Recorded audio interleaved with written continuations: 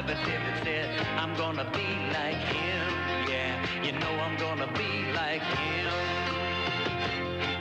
And the cat's in the cradle and the silver spoon, the little boy blue and the man on the moon. When you're coming home, Dad, I don't know when, but we'll get together then. You know we'll have a good time then.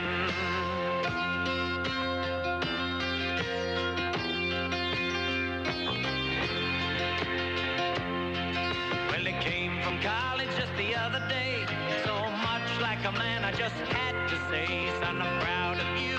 Can you sit for a while? He shook his head and he said with a smile, what I'd really like, Dad, is to borrow the car keys. See you later, can I have them, please? And the cat's in the cradle and the silver spoon, little boy blue and the man on the moon. When you're coming home, son, I don't know when, but we'll get together then, Dad. You know we'll have a good time then.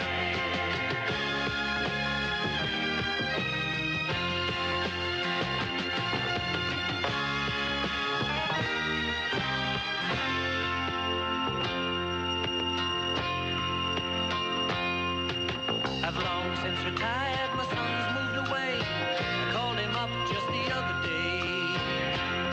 I said, I'd like to see you if you don't mind. He said, I'd love to, Dad, if I can find the time. You see, my new job's a hassle and the kids are the flu, but it's sure nice talking to you, Dad. It's been sure nice talking to you. And as I hung up the phone, it occurred to me, he'd grown up just like me. My boy was just like me. And the cat's in the cradle and the silver spoon, little boy blue and the man on the moon. When you're coming home, son, I don't know when, but we'll get together then, Dad.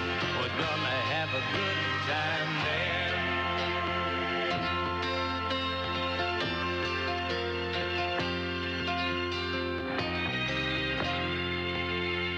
WJZM Radio, Clarksville, Tennessee.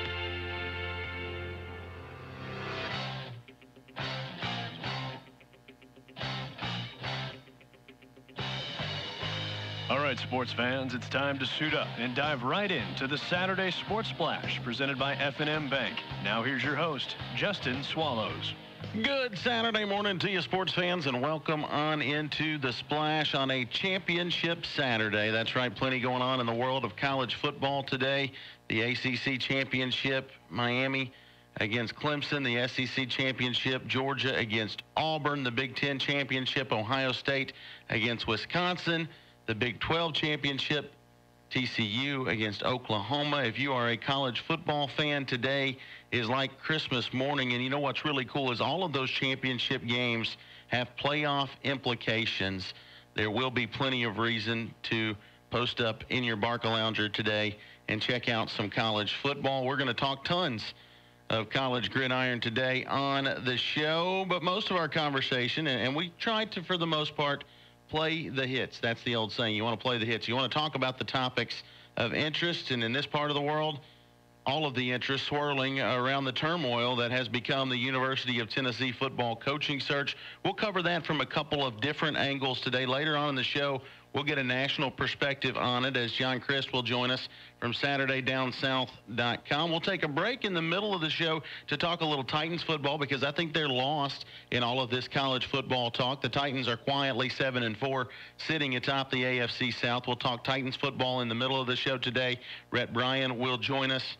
He is the executive producer of the Titans Radio Network. The Titans set to take on the Texans tomorrow at noon down at Nissan Stadium on the river in Nashville. We'll talk about that contest. But first, we're going to give you the local perspective on what's going on in Knoxville. Joining us from orangeandwhitereport.com, we take you straight to it. Charlie Burris, kind enough to be with us this morning. Tennessee announced a brand new athletics director yesterday. I say new, but he's a guy that's been around for a long time. Coach Philip Fulmer taking over the reins of the athletic department, taking over the reins for this coaching search. And Charlie on the line to talk with us. How are you this morning, my friend?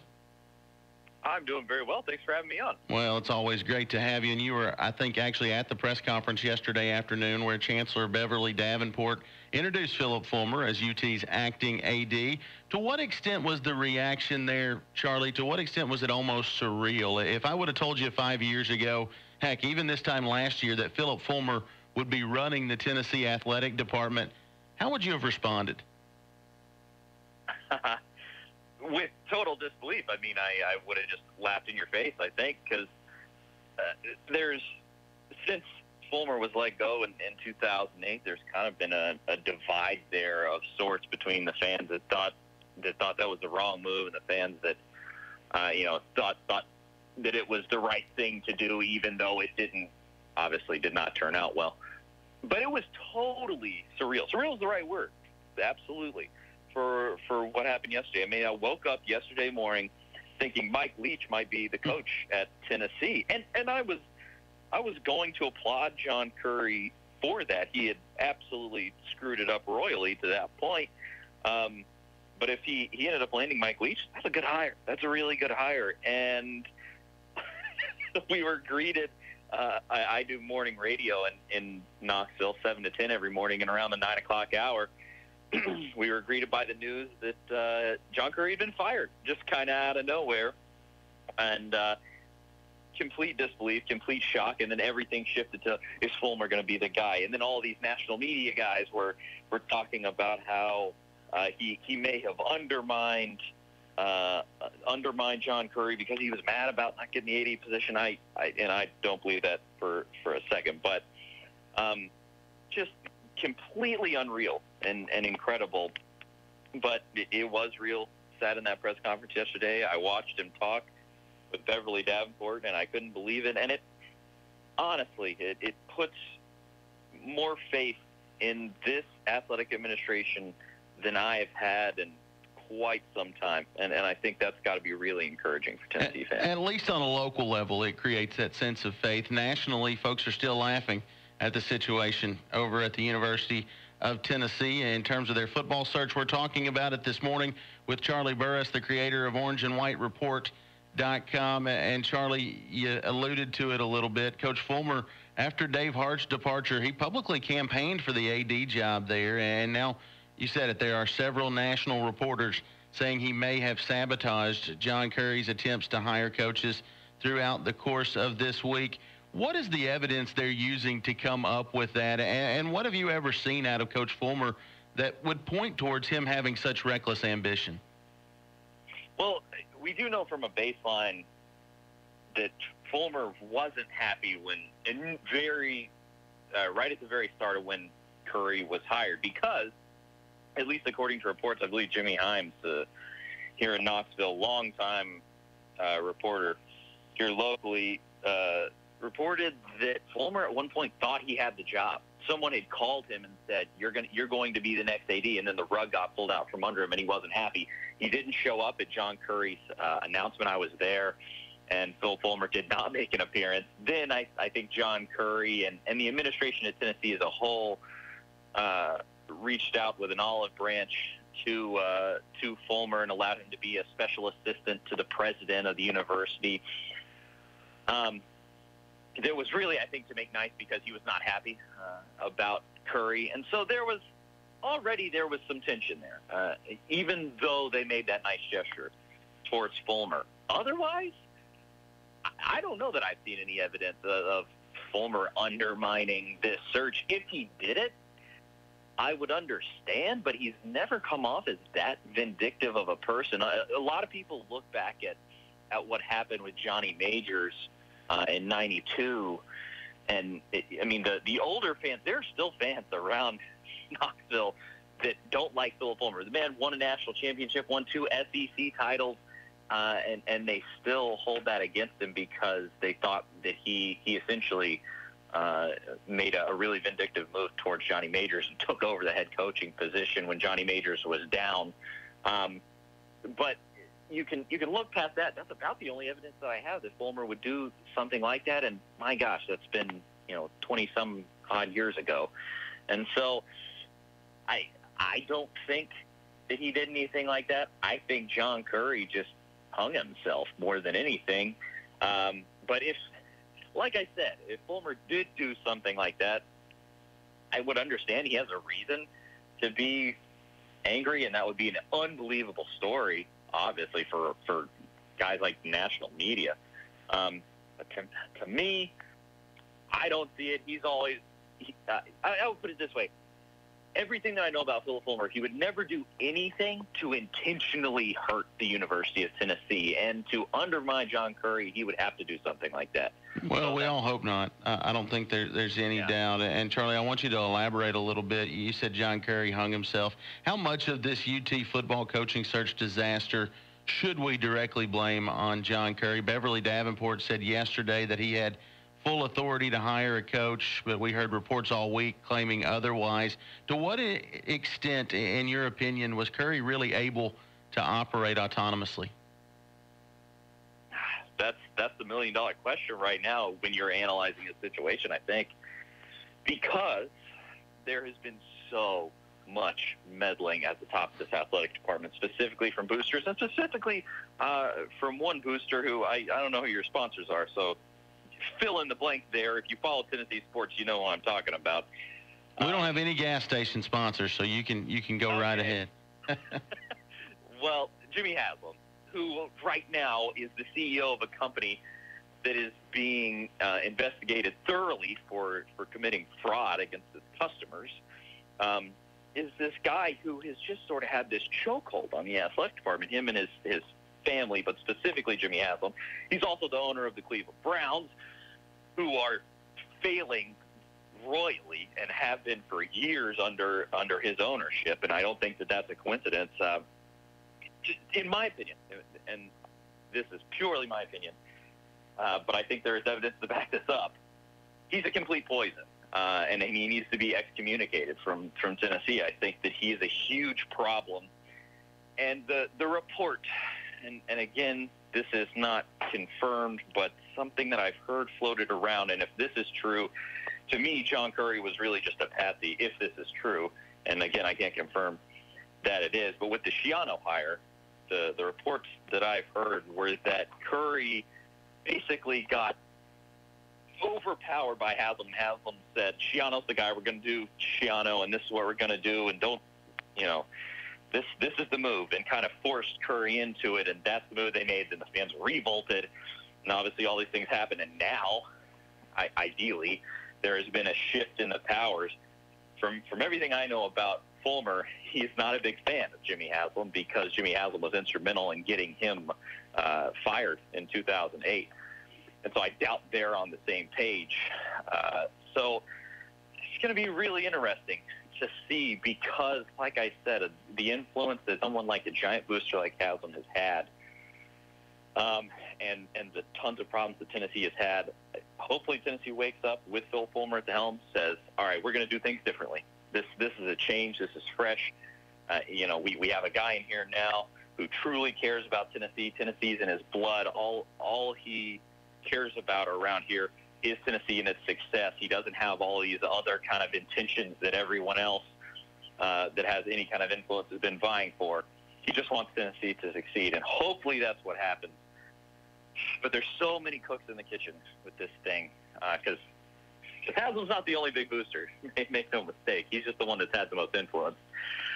So many cooks in the kitchen that ultimately you never know what's going to happen with these guys. Charlie Burris, our guest this morning on the Saturday Sports Splash. He's the creator of orangeandwhitereport.com, and he has been covering closely the UT football coaching search and all of the issues that have stemmed from that. Coach Philip Fulmer named the Vols' new athletics director yesterday. John Curry suspended with pay. That's an interesting conversation as well. Apparently they're trying to find something on Curry, trying to fire him with cause. He's suspended with pay, and there's an investigation taking place right now. Who knows what happened behind the scenes there, but no doubt Charlie Burris, our guest this morning, will be following that as well. Charlie, as we talk about having full authority to do what you need to do, I think that brings me to a real head-scratcher about Fulmer. He, to me, doesn't seem like the kind of guy who asks for outside counsel once he's made a decision. What parameters do you think Coach Fulmer is working within now on this football search? And to what extent do you think maybe the rules might be different for Fulmer than they were for John Curry? That's really tough to say, I think. But if I had to guess, a guy like Phil Fulmer, who has had so much influence over Tennessee and done so much good for this university and really been an incredible ambassador for UT, I mean, at least if I was him, I would be saying, I'm not doing this unless you actually let me have full control. Mm-hmm. I mean, that would be my main stipulation. I would say, I'm not listening to anybody else. I'm going to talk to who I want to talk to. I'm not going to talk to your people. I'm not going to talk to these boosters. I'm not going to talk to whatever you think's right, because clearly that hadn't been working.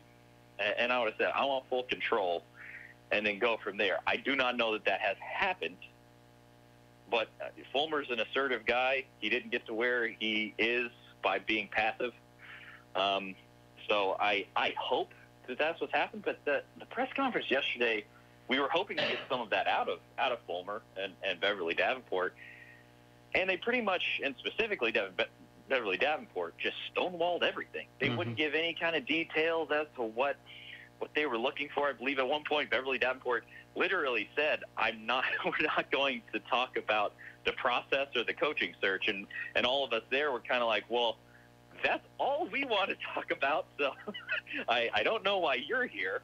But that press conference was awesome and nostalgic for Fulmer, but Beverly Davenport came off a little strange there because they just wouldn't say anything. And so it's really difficult for me to say with any kind of authority, oh, this is what they're looking for. But I will say this.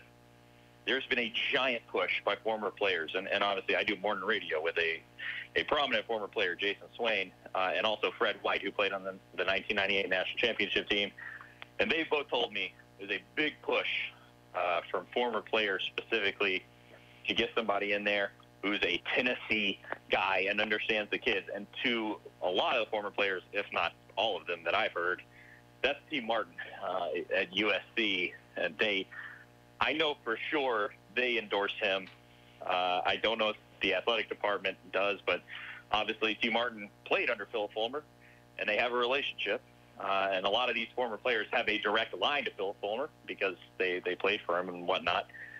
So I would be looking out for Fulmer targeting guys like that if it's not just T. Martin. If he doesn't just go after T. Martin, I would maybe a Kevin Steele. Maybe they go back to David Cutcliffe now and try again now that Fulmer's in charge. I mean, Cutcliffe was his guy.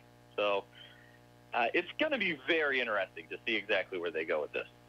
As early as this morning, I saw a quote from T. Martin saying that he had not been contacted by anybody in a position of authority at the University of Tennessee. But we will see. Time will tell, and things seem to have, at least to some extent, started over with Coach Philip Fulmer now taking over as the Vols' new athletics director. Charlie Burris, our guest this morning, as we talk about the situation in Knoxville. He's the creator of Orange and White Report.com. And Charlie, you were talking about Beverly Davenport, the way she came off in that press conference yesterday. To me, it was almost upsetting. She seems extremely out of touch. And as we talk about that, all of this embarrassment for Vol fans getting turned down by coach after coach, it comes amidst the backdrop of a $300+ million stadium renovation project. You understand the fan base doing morning radio there in Knoxville. You understand it as well as anybody. To what extent are fans unnerved by the department spending hundreds of millions of dollars on the stadium, meanwhile coming at high-profile coaching candidates with reportedly low-ball offers? It's almost become a joke within the fan base. A lot of what I heard when they were going after guys like Schiano or Dave Doran or any of these coaches that the fans weren't happy with, I saw a lot of people saying on social media or on our show, oh, well, if they want to build this $340 million stadium renovation, how are they going to do it when the stadium's empty? It was a lot of stuff like that. So I don't know what exactly they're prioritizing now, but I mean, you're exactly right about Beverly Davenport. The lady's in over her head, and she's definitely academically focused. She came in here thinking that was going to be her job, and she got bombarded by the unbelievable support that Tennessee fans have for sports here. She was not, at least from what I've seen, she was not expecting that at all and has been completely overwhelmed. And so I think fans, if you're not unnerved by the situation in Tennessee's athletic administration and the choices that they've been making, you're not paying attention if that doesn't bother you, because $340 million, whatever it is, renovation, and you don't have a football coach. Not only do you not have a football coach, you've gotten turned down by 6-7 different guys now to be your football coach. We don't need to be talking about renovation. We don't need to be talking about anything. We need to be talking about getting a good product on the field. And I think and maybe someone has done this, I don't know, but what Beverly Davenport needs to have explained to her, in my opinion, is that if your sports are good, your academics get better. Mm-hmm. Like, that's the amount of influence that sports have in the SEC and in a lot of places here in the college athletic landscape. Because you look at a place, I covered Mississippi State for a year, and it was the year when they went 10-2. Dak Prescott, they went to number 1, had this huge year in football, and the number of applications that they had multiplied like 4 times over, and just like that, because they had a great year. They made a lot more money, had a lot more applications, which means more students, which means more money on the academic side, and it's just this rollover effect that it's almost like she doesn't get, or maybe she's just so nervous when she makes public appearances like that she can't show that she does understand that. I don't really know. But that Tennessee just needs to look at that and say, if we do well here, the whole school will do well, because that's just how influential the football program is, and it is what it is. And so they need to stop thinking about all of this other stuff, the stadiums and the things and whatever else they might be thinking about. Stop worrying about buildings and start worrying about people. Start hiring the right people. Start getting rid of the wrong people. Clean house and make this thing work. Because frankly, Charlie, I didn't mean to cut you off, but I think you're giving the chancellor some undue credit almost by saying she's nervous. I think she comes across like she just doesn't care. And I think she was aloof yesterday during that press conference. I think she came off as out of touch. I thought it was a very bad look for the University of Tennessee yesterday. Were it not for Phil Fulmer sitting next to her, it would have been one of the worst press conferences of all time there in Knoxville. The Chancellor, Beverly Davenport, struggled greatly in front of you Knoxville media members, in my humble opinion. Charlie Burris, our guest this morning in the Saturday Sports Splash. He's the creator of orangeandwhitereport.com. He's been covering the mess that has become this University of Tennessee football coaching search. Just a couple more for you, Charlie. I think you've made it clear, and it's pretty easy to see. Most of UT's former football players, they love the fact that their old head coach is now back to calling some shots in Knoxville. But what do current players think of the school's new AD? We know Fulmer met with the team yesterday afternoon. What was their response coming away from that gathering? It seemed very positive, and he wrote a letter to the students that was very eloquent, very uplifting, and encouraging, and to the student athletes. It was very encouraging, and I think they have to be positive at this point, because they have a guy that they feel truly cares about them. I don't think you got that with Curry.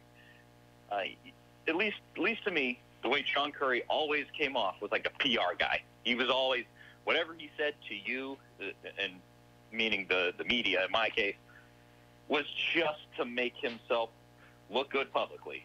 And with Phil Fulmer, he cares. He really, truly cares about Tennessee. And I think with him, there will be more trust from the players. It is hard to say, because some guys have made some social media posts that were, more hopeful. And I think last night, Jarek Guarantano tweeted out a picture of golf tees and a cup of tea, and there was kind of I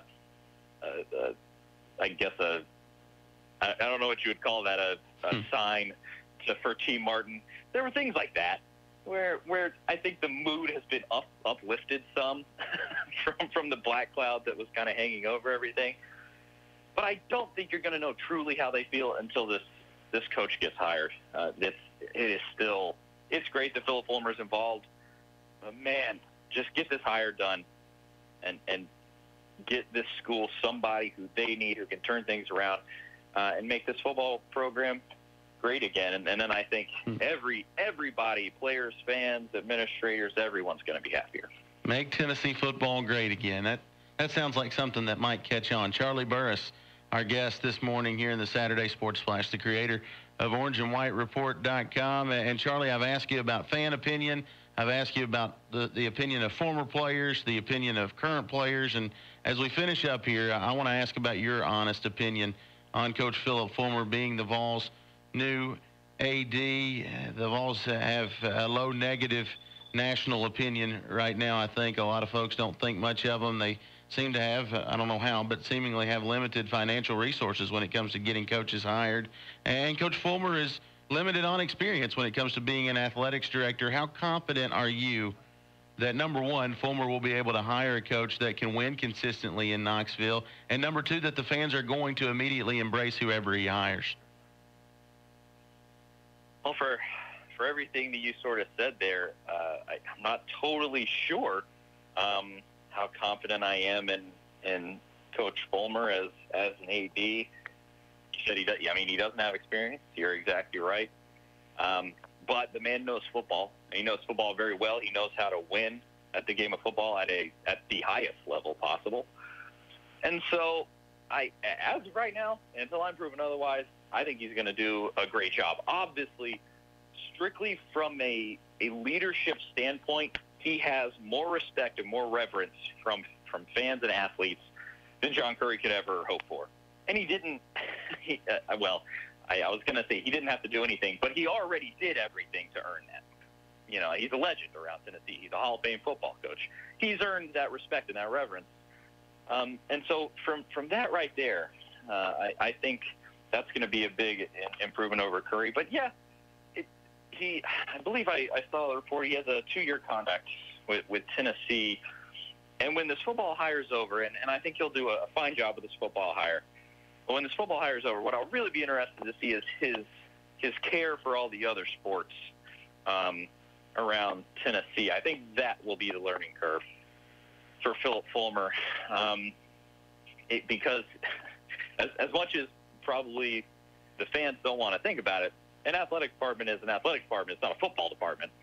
He has to care about soccer and softball and baseball and all of these things, and I want to see how he's going to handle that. I mean, I think you look, he may have to, within this year, make a change with the women's basketball coach, as Holly Warlick just, whatever it is. This team this year looked pretty good, but she's been dicey in the past. And so something like that, I really am interested to see how he would handle a situation like that. That's where I think the true test is going to be for Fulmer. As far as football goes, the man knows football.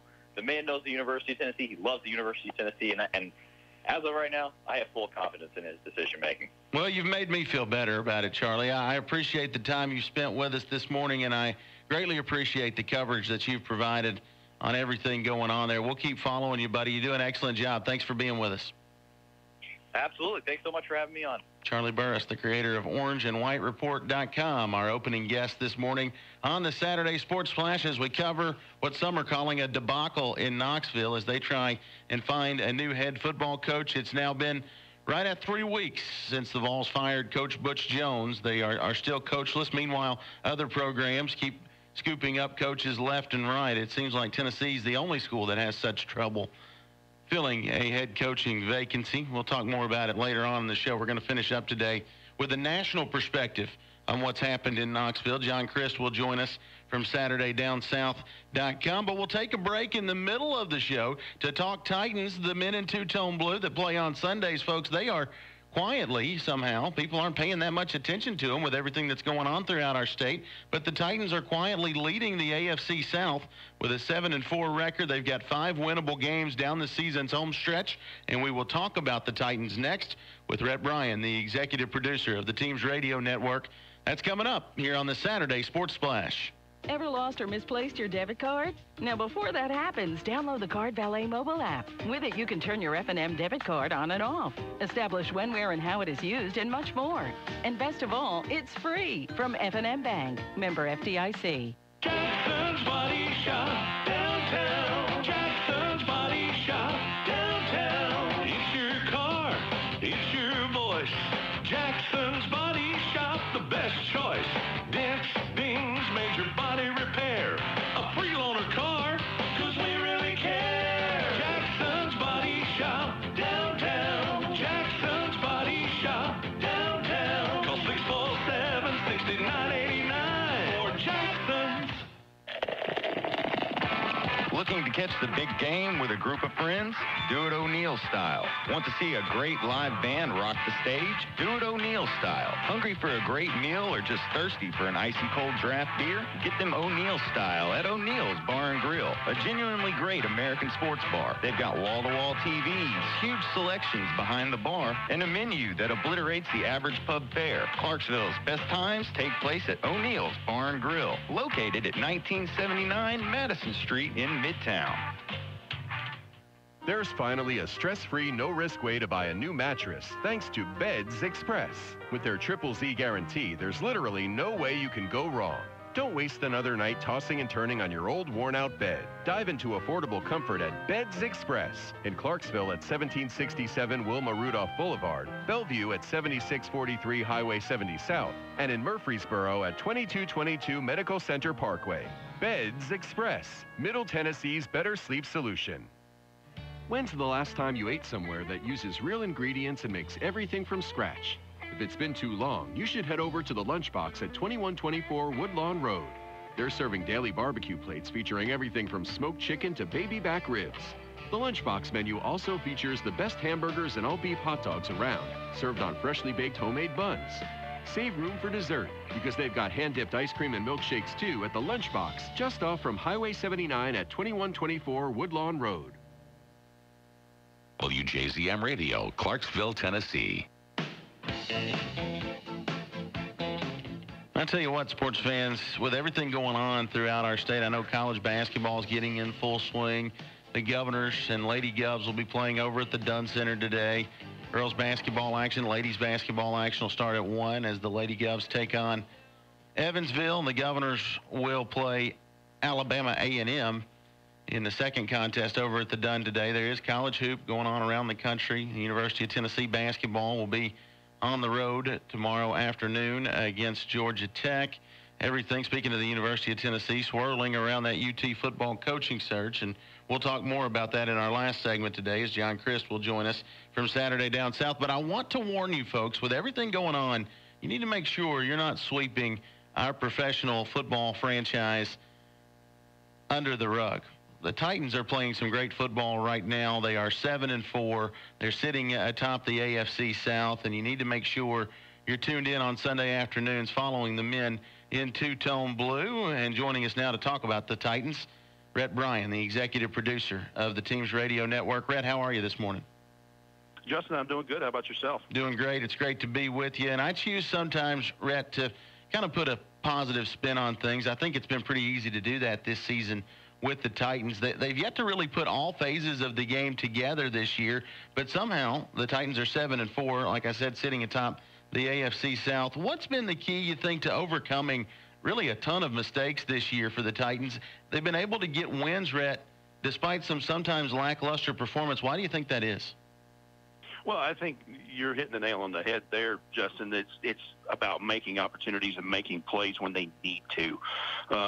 Unfairly, I think the Titans have been judged by two lopsided losses. One in Week 4 in Houston against the Texans, 57-14, and then the Thursday night football loss at Heinz Field against the Steelers, 40-17 or whatever that ended up being. I've tried to forget that game, but anyway.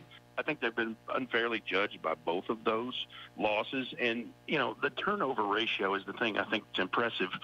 You look, going into Week 13, they're -4 in giveaway takeaway, yet they have a 7-4 record. They're tied at the division lead with 5 games to go, and it's because they've made plays when they've needed to. Just for an example, in Indianapolis last week, they're trailing in that game by 10, and Marlon Mack, the rookie running back for the Colts, has a jet sweep and runs right in their territory. He fumbles on their own 4-yard line. Kevin Byard's there to scoop it up. It's Titans ball. Next play, Marcus Mariota finds Delaney Walker for a touchdown, and they narrow the lead to 3 and end up putting together a nice fourth quarter. And it's just because they've been right place, right time. But, yes, they have made lots of mistakes. Marcus Mariota has got to clean up his passing game. He's got 6 interceptions in the last 2 games, and he's definitely got to improve in that area. And you're right. Once they play complementary football on 3 phases, 4 quarters long, look out. Yeah, they've got the talent. I don't think there's any doubt. But as we talk about sometimes lackluster performance, Rhett, we got to mention, and you just did, we got to mention Marcus Mariota.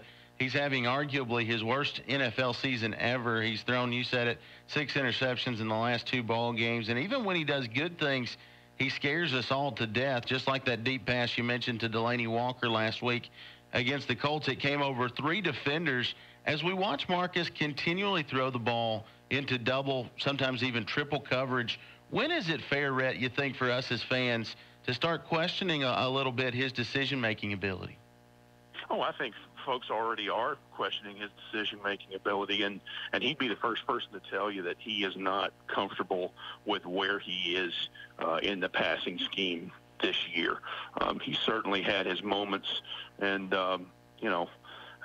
he'll tell you right off the bat that he needs to clean up his game, and he needs to, make sure that he makes better decisions. And I don't know if it's still coming back from the broken leg from Christmas Eve a year ago, because he spent so much time rehabbing in the off season when they were taking valuable reps in OTAs and training camp and those things. And he did take some of those reps, but he spent a lot of that time in the first few months of 2017 coming back from that broken leg that he suffered in Jacksonville a year ago. And I think that took time away from things like that. And then the other thing I think that fans might start questioning is the play calling. Terry Robisky's play calling has been questionable at times. And I think it's a collaboration of those things. And let's face it, the offensive line has had its moments as well. The interior guard play has been suspect at times. So I think it's a culmination of things when you're talking about Mariota's performances, but certainly he needs to clean it up. Rhett Bryan, our guest this morning, the executive producer of the Titans Radio Network, here with us in the Saturday Sports Splash. And Rhett, as we talk about the Titans offense and the issues they've been having on that side of the ball, their identity was supposed to kind of start and end with a consistent ability to run the football, and they just haven't had that as of late. They've rushed for under 100 yards in now back-to-back contests. And maybe it's lazy of me, but I keep going back, Rhett, to the play split between Derrick Henry and DeMarco Murray. Why shouldn't we as fans question the disruption that comes with subbing those guys in and out every game? Well, first of all, it goes back to Mike Mularkey's time as the offensive coordinator with the Pittsburgh Steelers.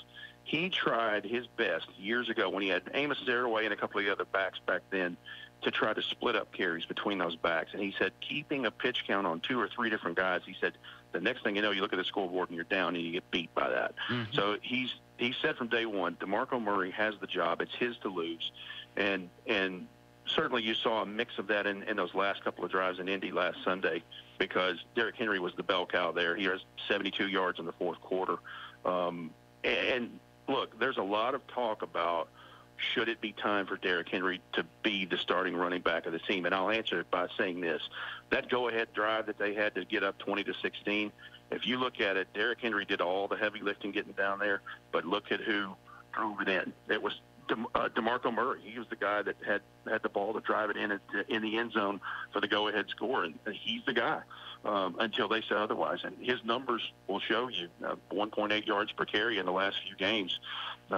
That he's having his own issues. He hasn't been healthy this year. He's had a hamstring and a shoulder that's bothering him. He may have a couple other things that we don't even know about. But there'll be a day and a time when Derrick Henry will be the starting running back for this team. And maybe we're getting closer to that because DeMarco Murray is over 30 years old now, and that's usually the tipping point in the National Football League for running backs. So we're definitely to the point. We're definitely to the point where fans are starting to call for that. We'll see what happens moving forward. Rhett Bryan, our guest this morning, the executive producer of the Titans Radio Network. And Rhett, you mentioned the Titans defense earlier and their ability to force turnovers. That's been a big part of what's helped the Titans overcome some issues in several of their wins this year. Defensively, though, the team has gotten so much better as of late. They've been moving in the right direction. They've given up an average of less than 3 touchdowns per game since getting pounded by Houston 57-14 in Week 4. Who deserves credit, you think, for the refocus that's kind of taken place for that team on the defensive side of the ball since that disastrous early season performance? Well, I think you start with some of the leaders and the veterans on this defense. And talking in the last few weeks to a Brian Arakpo and a Derek Morgan and a Jarrell Casey, Brian Arakpo said after that loss, 57-14 in Houston, he said, we looked at ourselves in the mirror. We did not like what we saw. We knew that this was not our identity and that we had to basically go back to the fundamentals of good tackling in practice.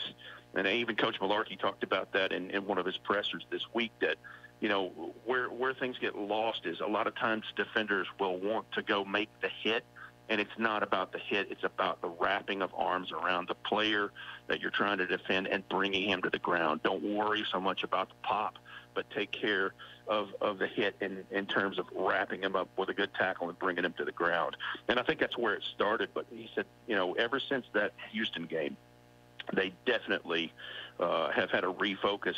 And you look at it, here we are going into Week 13, and they're just outside of the top 10. They're a top 12 defense in the National Football League, and it's because they have been getting after the passer, and they've been effectively stopping the run.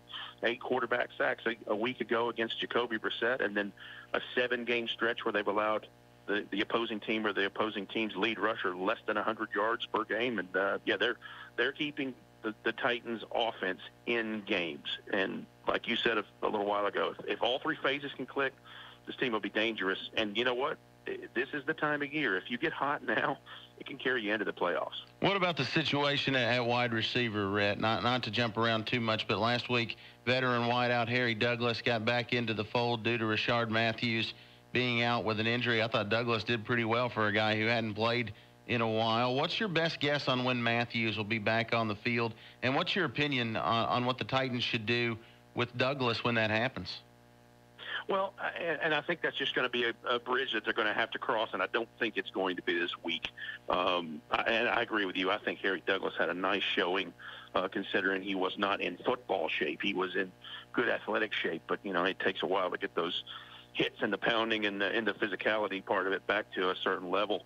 Rashard Matthews was limited in practice yesterday, did not practice any prior to the week, prior in the week of that. He's a game-time decision, but I would be very surprised if he was a starter tomorrow for the Titans in the wide receiving group, because he's got this hamstring he's still coming back from. So I would expect him to be inactive tomorrow. And this goes to the game plan for tomorrow's game. They need Corey Davis to continue to excel, and they need him. He needs to find the end zone for the first time this weekend to get over the Texans for sure. Well, let's talk about that game against the Texans. I want to get your take on it as we finish up here. The Titans are a relatively big home favorite. What are the odds that tomorrow is the day they finally get all 3 phases of the game together and end up with a big win? Well, based on the kind of practice week that Coach Malarkey talks about them having, it would not surprise me, because he said Wednesday, Thursday, and Friday were 3 of the best days they put together in a week in a while. And that's coming off of, some other good weeks. And look, you hear coaches say that a lot, and it has to translate to the field on game day. But he just said the readiness which they come in ready to play.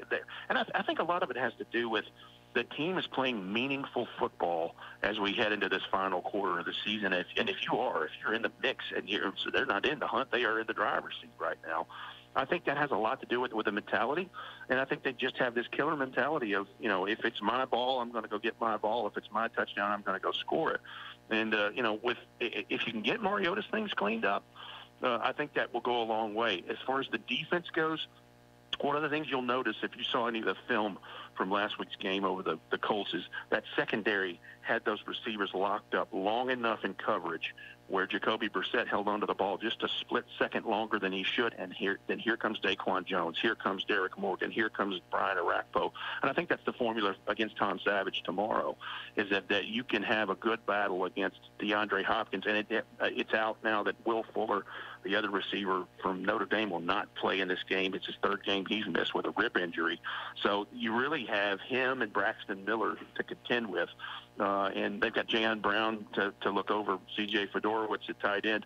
If you can make the coverage issues there, they can make some hay and get some serious quarterback sacks against Tom Savage. And I think that also goes hand in hand with the offensive line troubles that the Texans have had. Their left tackle that they had currently been playing, Chris Clark, they put on injured reserve, and they'll start their fourth different left tackle tomorrow on the season. So they've got some issues there. And, again, I think the Titans' defense can make some hay. And I think it's time we see a Dory Jackson break one back for a touchdown and without a penalty to negate it this time. Yeah, that would be great. That sounds like a good time. We hope that transpires tomorrow in Nashville. We've got our fingers crossed for a big win against the Houston Texans after a big loss against the Texans earlier this year. Hopefully the Titans can exact a little revenge. Rhett, we know you'll have a good game day. You always do, and we appreciate you joining us to get us ready for it here on a Saturday morning. Justin, I'm glad you had me on, and, yeah, if they can get this one tomorrow, you're at 8-4 and in the driver's seat for sure, and getting ready to take a couple of West Coast trips. But those last two games of the year are going to be ones to watch. The Rams game is not a patsy game at all. That's going to be a tough one. And then New Year's Eve day at Nissan Stadium against the Jags. That if they take care of business early, that won't mean as much, but that could be for the whole division right as the end of the season is coming around. So it's going to be exciting. Awesome. It's great to be playing meaningful football this late in the year. The Titans haven't done that in a while. I guess last year they did it, but before that we went several seasons without meaningful football late in the season. So it's been a long time. I was a much younger man when they were in the playoffs. We're looking forward to them being back in the playoffs this year. We hope they can make it happen. And, Rhett, you always make it happen on game day for the Titans. You do an excellent job running the team's radio network. We appreciate you joining us today.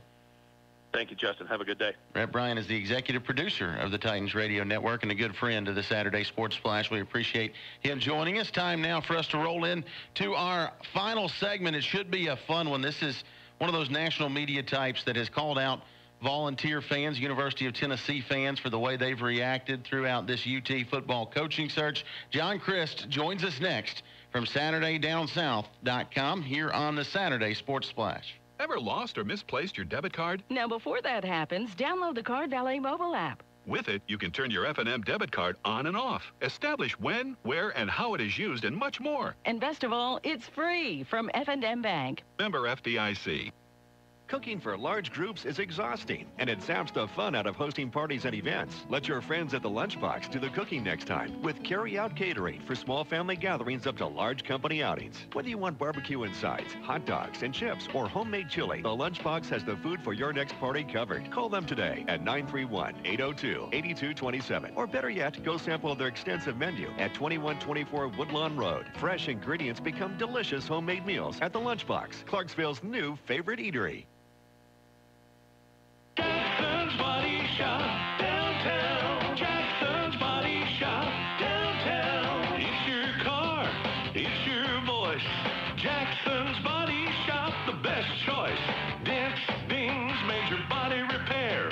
A free loaner car, 'cause we really care. Jackson's Body Shop downtown. Jackson's Body Shop downtown. Call 647-6989 or Jackson's. How did you sleep last night? Did you wake up sore or worse yet, still feeling tired? Say goodbye to that constant state of drowsiness with one quick trip to Beds Express. They're fighting sleepless nights one bed at a time, and they're doing so with a trusted staff of comfort experts trained to get you a good night's rest at an affordable price. Go see them at 1767 Wilma Rudolph Boulevard in Clarksville, 7643 Highway 70 South in Bellevue, or at 2222 Medical Center Parkway in Murfreesboro. Visit Beds Express today and sleep well tonight. Looking to catch the big game with a group of friends? Do it O'Neill style. Want to see a great live band rock the stage? Do it O'Neill style. Hungry for a great meal or just thirsty for an icy cold draft beer? Get them O'Neill style at O'Neill's Bar and Grill, a genuinely great American sports bar. They've got wall-to-wall TVs, huge selections behind the bar, and a menu that obliterates the average pub fare. Clarksville's best times take place at O'Neill's Bar and Grill, located at 1979 Madison Street in Midtown. WJZM Radio, Clarksville, Tennessee. We are giving you a 360 look at the situation in Knoxville this morning. We gave you the local perspective earlier from Charlie Burris of the Orange and White Report. John Christ joining us now to give us some national perspective on the turmoil that is the University of Tennessee football coaching search. John from SaturdayDownSouth.com. How are you this morning, John? I'm doing well. It's amazing that the regular season is kind of coming to a close today, but here we are. It's been a very quick 3 months. Yeah, big day, championship Saturday across the world of college football. Most of the major conference championship games have huge implications in terms of the college football playoff. We'll all be following that, but John's here with us to talk about what's happening in Knoxville. Wrote an article this morning talking about the delusions that Tennessee football fans seem to have. And John, let's go into that as we start. Ball fans have got a ton of flack, not only from you, but from other national writers and sports broadcasters this week. Dude, I think just simply having an opinion on who their next head football coach should be, and I think maybe that's somewhat misplaced. What's your take on an athletic department letting fans influence the hiring process the way that they seemingly have this week at UT? Yeah, that did not unravel well, and it didn't make anybody on Rocky Top look good. Look, I'm perfectly fine with fans having a voice and having an opinion and feeling like their school should get everything it deserves, but they totally destroyed Greg Schiano's reputation in the meantime by tying in this Penn State thing, which is complete hogwash, and there's nothing to prove that whatsoever, and there's no reason to unearth any of those bodies right now. But that was incredibly unfair how they went about that. But when you have a combination of weak leadership at the top and mob mentality at the bottom, that is a dangerous, dangerous cocktail when we're talking about college football here. And what was even worse, this was handled so poorly by John Currie, the athletic director, which is why he's now the former athletic director. Slip yesterday. You know, he reacted with a statement after the Schiano thing went down. And he went on and on and on about how he vetted the situation. He knew exactly what he was getting into. He talked to Coach Meyer and all kinds of people at the Buccaneers, and there was nothing to worry about with Schiano when it came to Penn State. Okay, if that's the case, then why did you pull the offer? He did not make any explanation whatsoever as to why he pulled the offer. Clearly, he caved into the social media cavalcade that came down.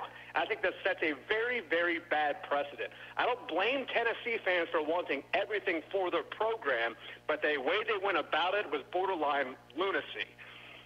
John, I think it's refreshing to hear you say that John Currie totally screwed things up, because several of your colleagues have shown a fondness towards Currie throughout all of this. John Currie, now the former University of Tennessee athletics director. Several national media members have shown some fondness for him, though, and they've said that Currie wasn't given the opportunity, or at least wasn't given a fair opportunity to make a football hire. I was wondering where you kind of fell in that discussion. To what extent, from your vantage point, was John Currie allowed to freely do his job? No, I think he messed this up every step of the way, and it started with just letting Butch Jones stick around as long as he did. Look, that situation was totally toxic. It was pretty apparent after the 41-0 game against Georgia that there was no way he could repair the relationships and get that football program where it wanted to be. Butch Jones was not coming back. So go ahead and cut bait there. Instead, you had this uncomfortable month or month and a half with the empty kneel-in campaign and the team not playing well and the home crowd just not showing up or being interested, and Butch Jones just having these very awkward press conferences and taking on his fans and taking on the media. Go ahead and cut bait and start your search then. That would have been the right thing. Another thing, it seems like John Currie went about this entire situation on his own. I know that we wonder what these, search firms are all about and how they make their $100,000, but you know what? Maybe they can help. It seemed like Currie went about this entirely on his own, And when he keeps swinging and missing and swinging and missing, it just makes you look like a fool. Now, he's going to say that he never offered a job to John Gruden. That was a pipe dream, and anybody with half a brain should realize that. Well, if that's the case, why did you let these rumors fester for 2 months? Why not come out and say, look, John Gruden's in the broadcast booth. He has a contract. We're not talking to him. Squash that stuff. Because then you have some fringes of the fan base that if you don't get Gruden, they're disappointed. So compare what happened with Tennessee's coaching search, which is still going on, versus Mississippi State, which started and ended in about 48 hours. It was a surgical strike. They targeted a guy they liked and a guy that they were capable of getting, and they got him in Joe Moorhead, and everybody loves the hire. They did everything right, and Tennessee continues to do everything wrong. John Christ, our guest this morning from SaturdayDownSouth.com, as we talk about the University of Tennessee football search. The Vols have changed athletic directors now. Philip Fulmer taking over to run the department. And, John, I wanted to ask you, what are some of the factors you think that make that Tennessee job undesirable for coaches around the country? A lot of Vol fans just cannot understand why the position isn't seen in a more positive light. What's keeping high-profile coaches disinterested in taking a look towards Knoxville?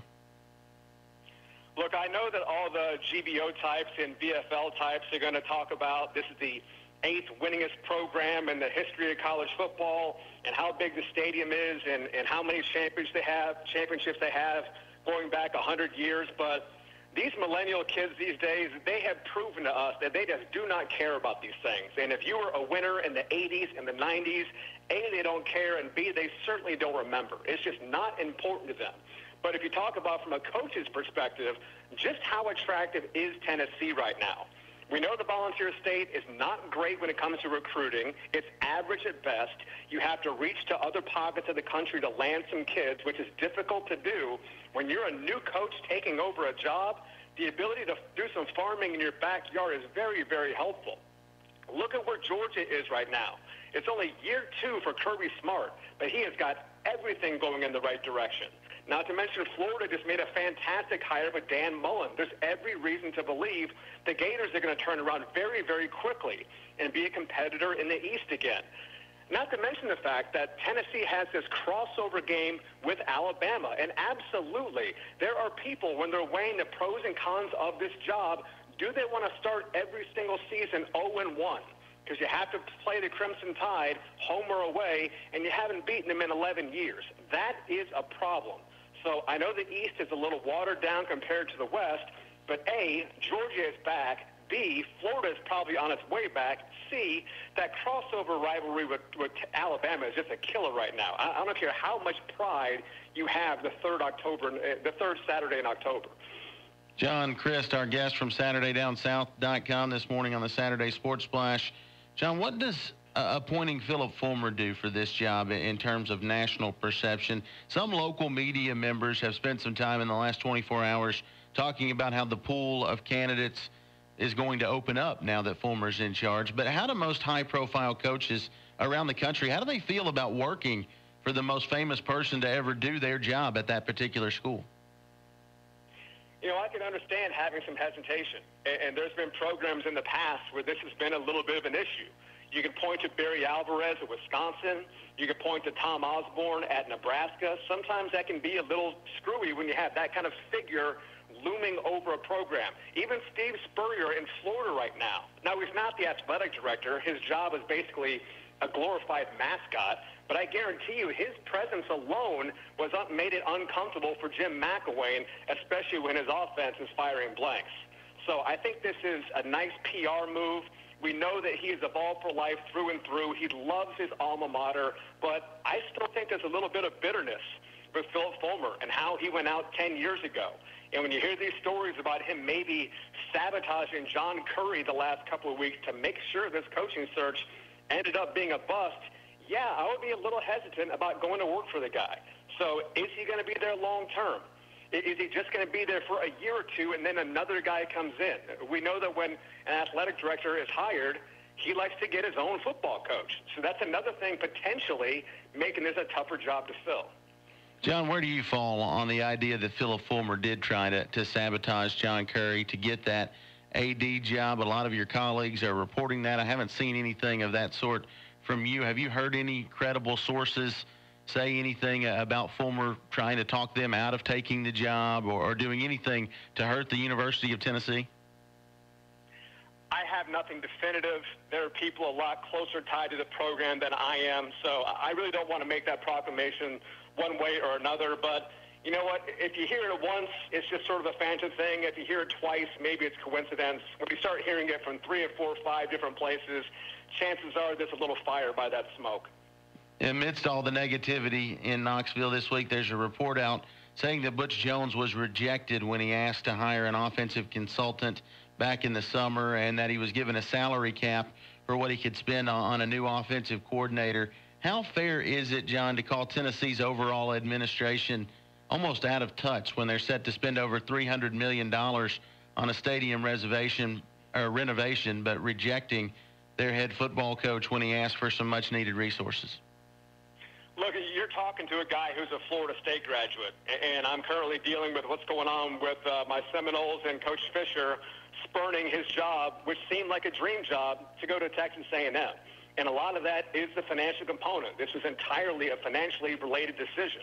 Not only what he's getting paid, but the money that is available to him when it comes to making stadium expansions and facilities upgrades, and as you alluded to, paying assistant coaches. That is a problem. And this is something that Coach Fisher had to deal with throughout his tenure in Tallahassee, where, yes, he was making a ton of money, but Florida State didn't have a lot left over, didn't want to allocate more to get that top-level offensive coordinator, to get that young up-and-coming running back coach. So that is something to consider as well. And this is an issue that Coach Jones had throughout his tenure, where he didn't have total control about who he wanted on his coaching staff, offensively or defensively. I'm sure some of that was financially motivated. We know that the Larry Scott hire did not go particularly well because the offense was atrocious this year. But you know what? If you know you can get the guy you want and you don't have to go beg for change between the sofa cushions, that does make your job a little easier. Yeah, I don't think there's any doubt, and that's a bad look for the University of Tennessee. That article came out amongst a slurry of other negative articles.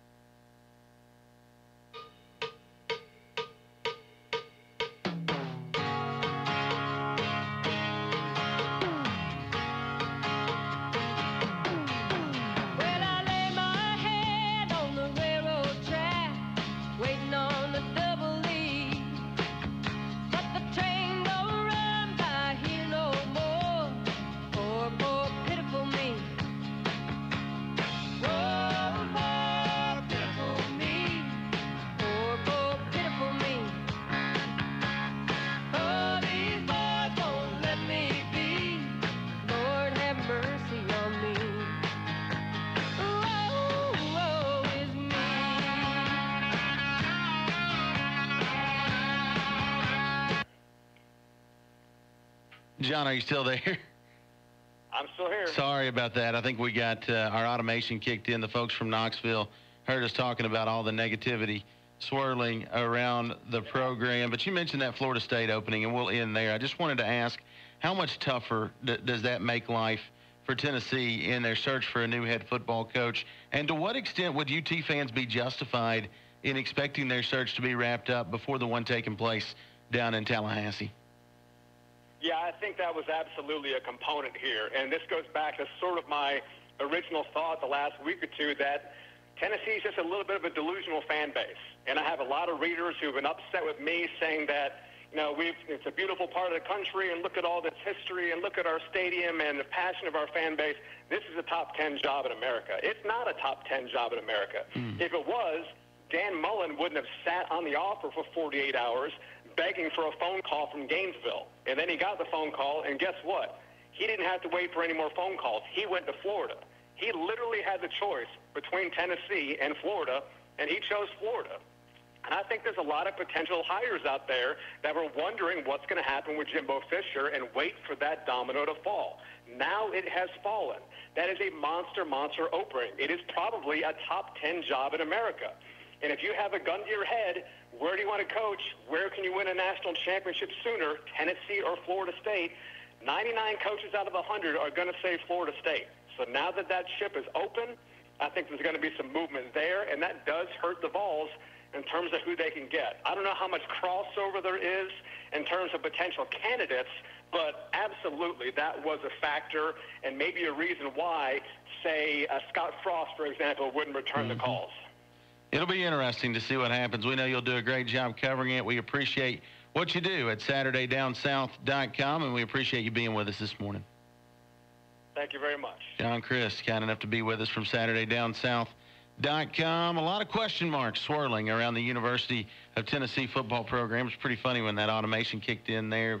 The song, Poor, Poor, Pitiful Me. I think that's pretty apt for the University of Tennessee Athletic Department right now. Coach Philip Fulmer, I guess, kind enough to take it over as their new athletics director. I think he ended up getting the job. I don't know who else would want to be Tennessee's AD right now. Coach Phil's going to try and change things in Knoxville. He's got a lot of former players behind him that will support him to the very end. We'll see what happens. But the Vols are in limbo right now, to say the very least, when it comes to the football program. And I think, like Charlie Burris said earlier in the show, it'll be interesting to see how Coach Fulmer does pass this football hire as well, not only with football but with other things, as we're hearing that he signed on for a couple of years to be Tennessee's AD. A lot of news breaking out of Knoxville, and that has kept us from talking about all the big championship games today. This is one of the biggest Saturdays, if not the biggest Saturday ever in college football.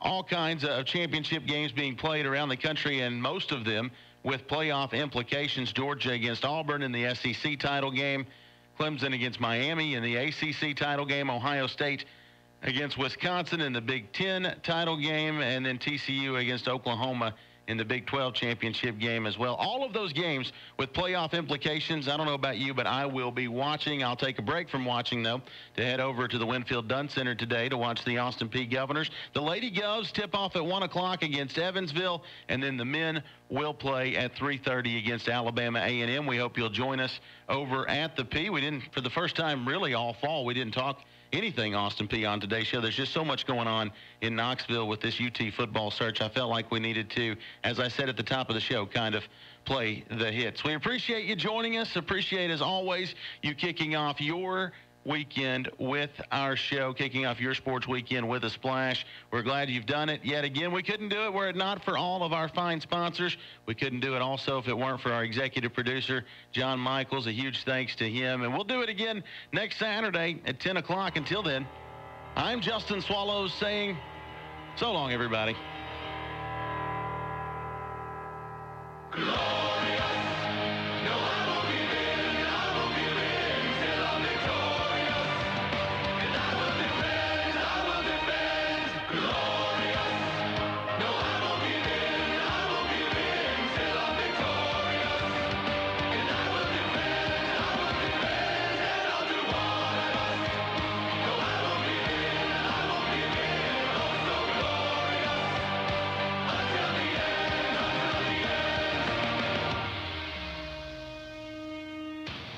Ever lost or misplaced your debit card? Now, before that happens, download the Card Valet mobile app. With it, you can turn your F&M debit card on and off, establish when, where, and how it is used, and much more. And best of all, it's free. From F&M Bank, member FDIC. Looking to catch the big game with a group of friends? Do it O'Neill style. Want to see a great live band rock the stage? Do it O'Neill style. Hungry for a great meal or just thirsty for an icy cold draft beer? Get them O'Neill